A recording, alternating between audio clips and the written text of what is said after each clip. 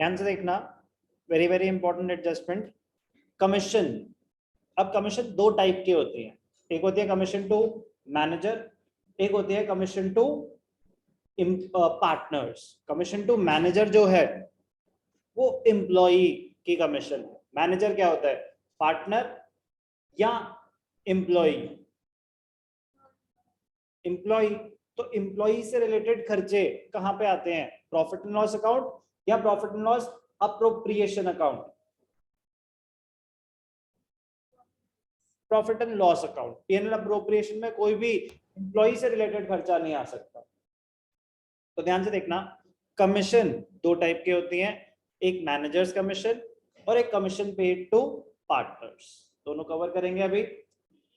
Commission paid to employee, commission paid to manager. Manager is an employee, manager is an employee of the firm, therefore the amount due to him as commission is payable whether the firm earns profit or incurs a loss.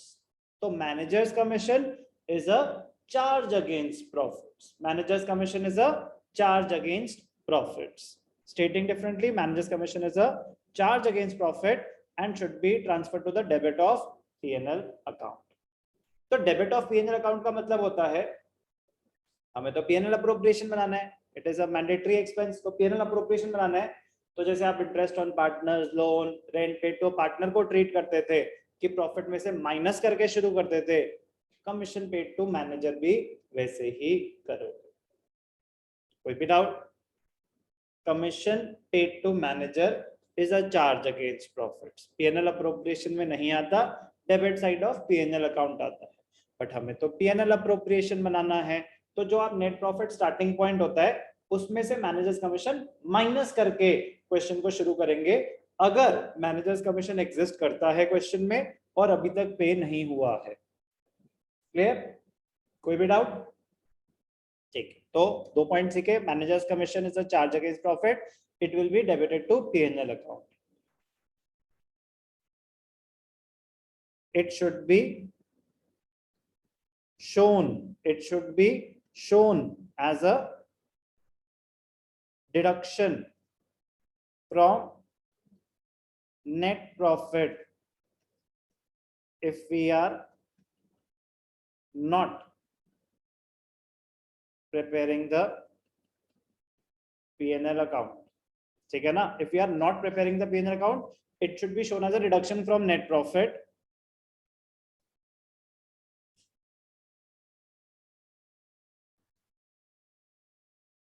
It should be shown as a deduction from net profit while preparing the P&L appropriation account. But किस case में as a deduction? If we are not preparing P&L account. तो अगर हम P&L account बना रहे हैं तो वहीं पे एक्सपेंस आ जाएगा, मेरे नेट प्रॉफिट रिड्यूस हो जाएंगे। But if we are not preparing P&L account, तो P&L appropriation में it should be shown as a reduction from net profit. Net loss है तो नेट लॉस उतने से बढ़ जाएगा, मैंडेटरी है देना ही। अगर जैसे आपका नेट लॉस था 10,000 और मैनेजर्स कमीशन भी थी 5,000 जो आपने नहीं दिखा रखी, तो आपका लॉस 15,000 हो जाएगा, तो लॉस उतने से बढ़ जाएगा। क्लियर? अब कमीशन पेड टू पार्टनर, अब हम पार्टनर को सैलरी दे रहे हो या रेम्यूनरेशन दे रहे हो या कमीशन दे रहे हो, तीनों एक ही बात है। एक ही बात क्या मतलब? तीनों सेम ट्रीटमेंट होंगी, तीनों सेम ट्रीटमेंट होंगी, सबका सेम नेचर है। तो एक साथ ही डिस्कस करेंगे। क्या क्या डिस्कस करेंगे? सैलरी, रेम्यूनरेशन और कमीशन। तीनों का ही नेचर क्या होता है? अप्रोप्रिएशन। तीनों का ही नेचर क्या होता है? अप्रोप्रिएशन। अप्रोप्रिएशन का मतलब हमारे पास सफिशिएंट प्रॉफिट्स होंगे तो दे देंगे, नहीं होंगे तो नहीं देंगे, एक चीज। दूसरा, ये देंगे ही तब अगर पार्टनरशिप डीड में मेंशन्ड है। पार्टनरशिप डीड में मेंशन्ड ही नहीं है तो बात ही खत्म हो गई। Rules applicable in the absence of partnership deed, no salary, no remuneration, no commission. मैं कह रहा हूं क्वेश्चन में मेंशन था पार्टनरशिप डीड में कि सैलरी मिलेगी, लेकिन अगर आपके पास सफिशिएंट प्रॉफिट्स नहीं है तो नहीं मिलेगी। अगर आपके पास रेम्यूनरेशन थी पार्टनरशिप डीड में बट प्रॉफिट्स नहीं है तो नहीं देंगे। कमीशन थी पार्टनर की बट सफिशिएंट प्रॉफिट्स नहीं है तो नहीं देंगे। क्या मतलब?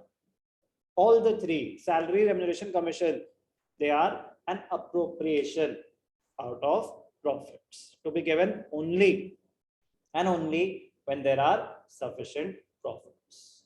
Figure it out. Remuneration, salary or commission is allowed to partners for managing the business of the firm. It is allowed only if the partnership deed provides to allow it.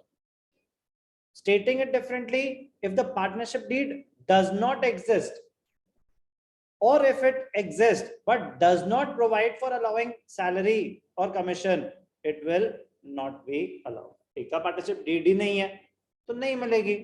Partnership deed तो है but उसमें salary, remuneration, commission के बारे में कुछ mention नहीं है तो भी नहीं मिलेगी. Clear? Nature, it is an appropriation. क्या? सैलरी, रेम्यूनरेशन, कमीशन क्या होते हैं? Appropriation. It is not a charge against profit because it is allowed only if the partnership deed allows it and also if the firm earns profit during the year. कोई भी doubt? अब ध्यान से देखना, मजा अब आएगा. मजा अब आएगा. अभी तक आपको बस क्या बताया कि सैलरी, रेम्यूनरेशन, कमीशन तीनों का नेचर सेम है, अप्रोप्रिएशन है. प्रॉफिट्स होंगे तो दे देंगे, नहीं होंगे तो नहीं देंगे. पार्टनरशिप डीड में अगर कुछ मेंशन नहीं है इनके बारे में तो ये पेमेंट्स नहीं करी जाएंगी. यहां तक क्लियर है सब? अब आती है बात कैलकुलेशन की. कैलकुलेट कैसे होगा? ध्यान से देखना, most important part of this particular adjustment. Salary तो सिंपल सी बात है. सैलरी तो हमें अमाउंट दे रखी होगी, वो कोई कैलकुलेशन रेट नहीं होता. सैलरी मंथली दे रखी होगी तो 12 से मल्टीप्लाई कर देना, क्वार्टरली दे रखी होगी तो 4 से मल्टीप्लाई कर देना, ईयरली दे रखी होगी तो डायरेक्टली ले लेना. तो सैलरी और रेम्यूनरेशन का तो आपको अमाउंट दे रखा होगा. सैलरी और रेम्यूनरेशन का तो आपको अमाउंट दे रखा होगा. As it is PNL appropriation में डेबिट साइड पे आ जाएगा. कैपिटल फ्लक्चुएटिंग है तो कैपिटल में क्रेडिट साइड पे आ जाएगा. फिक्स्ड है तो करंट अकाउंट में क्रेडिट साइड पे आ जाएगा. तो सैलरी और रेम्यूनरेशन से आसान तो कोई एडजस्टमेंट तो होगा कि चलो थैंक गॉड एक नंबर तो इन्होंने हमें गिफ्ट कर दिया, क्योंकि उसमें दिमाग नहीं लगता, वो बस प्लेसमेंट है. बस यहाँ ये दिमाग लगेगा कि पीएनएल अप्रोप्रिएशन में डेबिट साइड आएगा या क्रेडिट साइड, कैपिटल और करंट में डेबिट साइड आएगा या क्रेडिट साइड. बट उसमें कोई कैलकुलेशन में दिमाग नहीं लगेगा क्योंकि वो आपका अमाउंट डायरेक्टली गिवन होगा. ज्यादा से ज्यादा वो पर मंथ लिख देंगे तो आपको 12 से मल्टीप्लाई करना पड़ेगा अगर पूरे साल का क्वेश्चन है तो. दिमाग कहाँ लगेगा? कमीशन की कैलकुलेशन में. छोटा सा वो भी, ठीक है ना, बट मजेदार पॉइंट है कमीशन की calculation. Salary payable to each partner is normally stated in as an amount. तो सैलरी रेम्यूनरेशन तो आपको एज एन अमाउंट गिवन होगा, उसमें दिमाग नहीं लगेगा. दिमाग किस में लगेगा? कमीशन. इसमें आएगा मजा. Commission payable to a partner is stated normally. Amount भी दिया हो सकता है, बहुत खुशी की बात है, बट नॉर्मली वो कहेंगे थोड़ा सा तो दिमाग लगा लो, 12th में पहुंच गए हो, थोड़ा तो चेक करें कि क्या है आपकी प्रेजेंस ऑफ माइंड. तो normally it is given as a percentage. Normally it is given as a percentage. Now this percentage normally it is given as a percentage of profit which may be allowed to the partners. either दो cases हो सकते हैं, ध्यान से देखना, बड़ा interesting part है but simple है.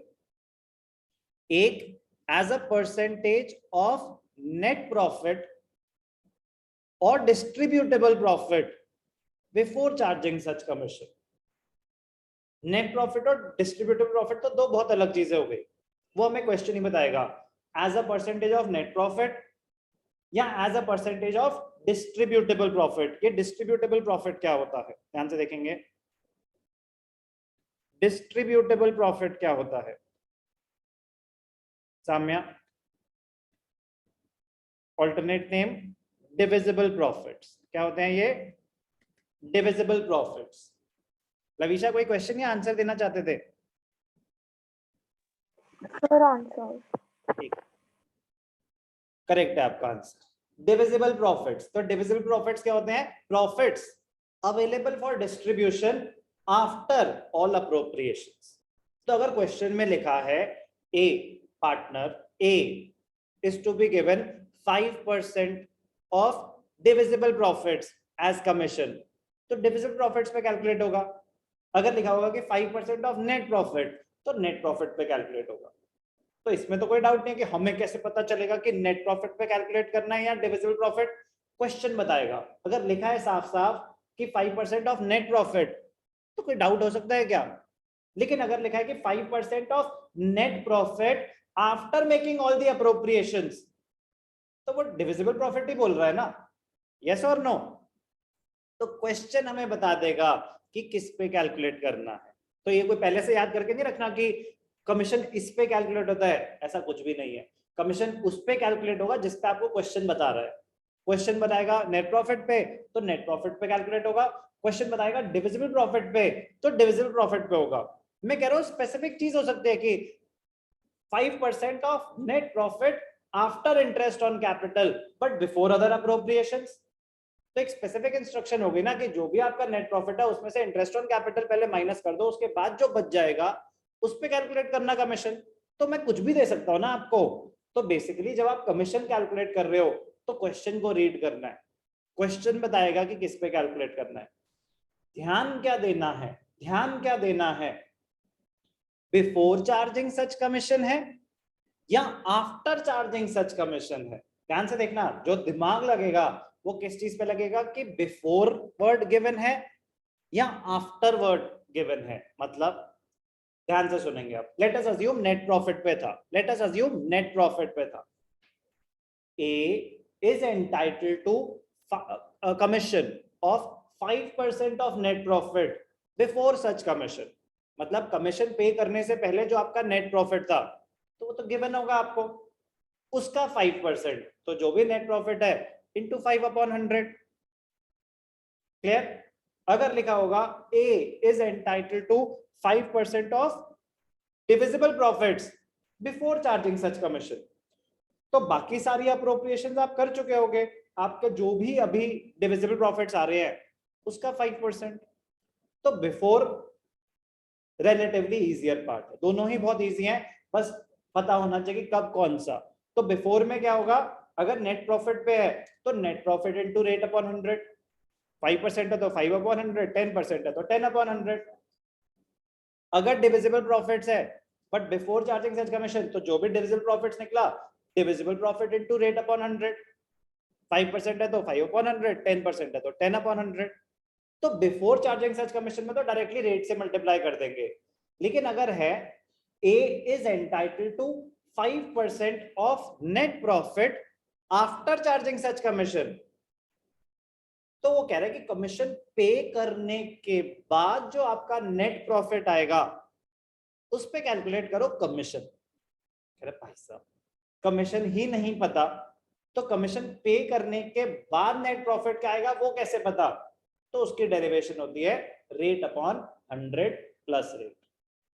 अगर आएगा आफ्टर चार्जिंग सच कमीशन, तो आफ्टर कमीशन आप कैलकुलेट तो कर नहीं सकते क्योंकि आपके पास कमीशन है नहीं। तो फिर फॉर्मूला कौन सा लगता है? अगर नेट प्रॉफिट पे है तो net profit into rate upon 100 plus rate. 5% है तो नेट प्रॉफिट इंटू 5/105। 10% है तो नेट प्रॉफिट इंटू 10/110। अगर बोल रहा है कि 5% of divisible profit after all appropriations and after commission, तो divisible profit into rate upon 100 plus rate. Net profit पे है या डिविजिबल प्रॉफिट पे है क्वेश्चन बताएगा। बिफोर चार्जिंग सच कमीशन है या आफ्टर चार्जिंग सच कमीशन है वो भी क्वेश्चन ही बताएगा। अगर सिर्फ लिखा है कि 5% ऑफ नेट प्रॉफिट, तो बिफोर ही है, जब तक आफ्टर लिखा ना हो आफ्टर नहीं माना जाएगा। क्लियर? ध्यान से देखेंगे, commission under two methods is computed as follows. एक क्या मेथड है? परसेंटेज ऑफ नेट प्रॉफिट और डिस्ट्रीब्यूटेड प्रॉफिट, क्वेश्चन बताएगा।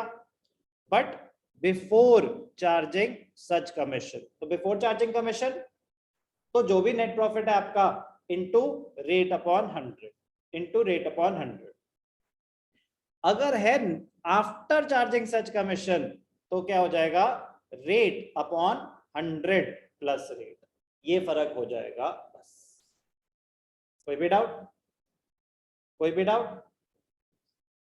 ध्यान से देखेंगे। तो क्वेश्चन ध्यान से रीड करना है जब भी कमीशन का होगा, आराम से, मतलब जिसे कहते हैं ना एंटीना खड़े करके मार्किंग कर करके, फिर गलती नहीं होगी। अभी मैं कुछ केसेस करके दिखाऊंगा। तो कभी कभी उनको हमारे पे तरस आ जाता है, तो ध्यान से देखना। कभी कभी क्या होता है, commission can also be calculated, commission can also be calculated as a percentage of turnover, as a percentage of turnover। तो आपका काम उन्होंने बहुत आसान कर दिया। कैसे सर? टर्नओवर हमें कहाँ दिया होता है? हमें तो नेट प्रॉफिट दे रखा है। टर्नओवर क्या होता है? टर्नओवर क्या होता है? आपकी नेट सेल्स। टर्नओवर और कुछ नहीं, आपकी नेट सेल्स है। सर हमें तो नेट प्रॉफिट दे रखा है। नेट प्रॉफिट तो प्रॉफिट एंड लॉस के भी बाद बनता है। ट्रेडिंग अकाउंट में आती थी सेल्स, तो सेल्स हमें कहां से पता चलेंगी? जब वो आपको कमीशन ऑन टर्नओवर कैलकुलेट करने के लिए बोल रहा है, तो टर्नओवर वही बताएगा आपको। टर्नओवर कहीं नहीं आता। पीएनएल अप्रोप्रिएशन में कहीं आएगा टर्नओवर? नो। टर्नओवर तो आपकी सेल्स है, वो ट्रेडिंग अकाउंट में आ चुका है। आपको टर्नओवर कहीं नहीं दिखाना। टर्नओवर यूज करना होगा कमीशन कैलकुलेट करने के लिए। कैसा क्वेश्चन आ सकता है? ध्यान से देखना। Example, Samya is allowed a commission of 5% on turnover.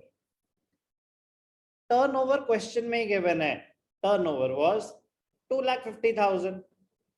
तो कितना सिंपल और स्ट्रेट फॉरवर्ड हो जाएगा आपका काम। तो कमीशन कितनी हो जाएगी साम्या, आप ही बताओ बेटा? 2,50,000 का 5% which is equal to 12,500। PNL appropriation में डेबिट कर देंगे। कैपिटल्स अगर फिक्स्ड है तो करंट अकाउंट में क्रेडिट कर देंगे, फ्लक्चुएटिंग है तो कैपिटल अकाउंट में क्रेडिट कर देंगे। कोई भी डाउट? तो टर्नओवर तो मतलब एक तरह से उन्होंने कहा कि चलो थक गए होगे, ये लो हम तुम्हारी हेल्प करते हैं। दिमाग कब लगता है? जब ये बिफोर आफ्टर की गेम होती है। तो बिफोर में सीधा रेट अपॉन 100, आफ्टर में rate upon 100 plus rate. But after में ध्यान क्या देना है? After, after what? After such commission, after other appropriations.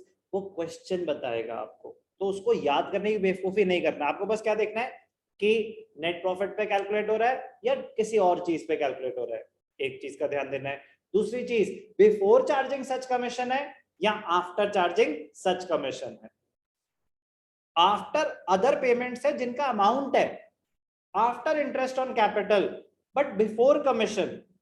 तो आफ्टर इंटरेस्ट ऑन कैपिटल का मतलब होता है कि नेट प्रॉफिट में से इंटरेस्ट ऑन कैपिटल माइनस कर दो, नेट इंटरेस्ट ऑन कैपिटल पे कर दो, माइनस कर दो, एक ही बात है। उसके बाद जो प्रॉफिट बच गया बिफोर कमीशन है, तो रेट अपॉन 100 ही रहेगा। आफ्टर सच कमीशन हो, आफ्टर सच कमीशन मतलब after that commission for which you don't know the amount, तब रेट अपॉन 100 प्लस रेट आएगा। तो रेट अपॉन 100 प्लस रेट सिर्फ और सिर्फ तब यूज होगा जब है x% of something, net profit और divisible profit, after charging such commission. Commission पे करने के बाद जो नेट प्रॉफिट आएगा, वो कमीशन जो आपको पता ही नहीं, वो पे करने के बाद प्रॉफिट क्या आएगा वो क्या पता। तो उसकी डेरिवेशन होती है rate upon 100 plus rate. Accounting treatment हम ऑलरेडी कर चुके हैं, बट एक बार और सही। It is an appropriation, salary हो, रेम्यूनरेशन हो, कमीशन हो, क्या होते हैं ये? अप्रोप्रिएशन। तो पहली एंट्री क्या होगी? सैलरी और कमीशन और रेम्यूनरेशन अकाउंट डेबिटेड, एक्सपेंस है फर्म का, तो फर्म के एक्सपेंसेस बढ़े। ओनर की इनकम है, कैपिटल उसकी बढ़ेगी। अगर कैपिटल्स फ्लक्चुएटिंग है तो डायरेक्टली कैपिटल अकाउंट में चला जाएगा। अगर कैपिटल्स फ्लक्चुएटिंग है, अगर कैपिटल्स फिक्स्ड है तो कौन से अकाउंट में चला जाएगा? पार्टनर के करेंट अकाउंट में। इसमें कोई डाउट? क्लियर है ना? ये तो सिंपल सी बात है। जो सैलरी रेम्यूनरेशन वो ट्रांसफर कहां होती है? प्रॉफिट एंड लॉस अकाउंट या PNL appropriation account? PNL appropriation account. PNL appropriation में डेबिट साइड पे चली जाएगी। तो PNL appropriation debited to partner salary और कमीशन और रेम्यूनरेशन। समराइज करूंगा, मैनेजर की कमीशन वो एम्प्लॉई है, that is a charge against profit, वो प्रॉफिट एंड लॉस में जाती है। पार्टनर की सैलरी, रेम्यूनरेशन और commission it is an appropriation, वो अप्रोप्रिएशन अकाउंट में जाती है। सैलरी और रेम्यूनरेशन नॉर्मली आपको डायरेक्टली अमाउंट गिवन होगा, तो कोई टेंशन वाली बात ही नहीं, बस प्लेसमेंट पता होनी चाहिए। कमीशन में आपसे थोड़ा सा वो बोलेंगे कि थोड़ी मेहनत कर लो, तो बस क्वेश्चन रीड करेंगे ध्यान से, वर्किंग नोट बनाएंगे आराम से, तो गलती नहीं हो सकती, गलती नहीं हो सकती। मजेदार पॉइंट है कमीशन, ध्यान से रीड करेंगे।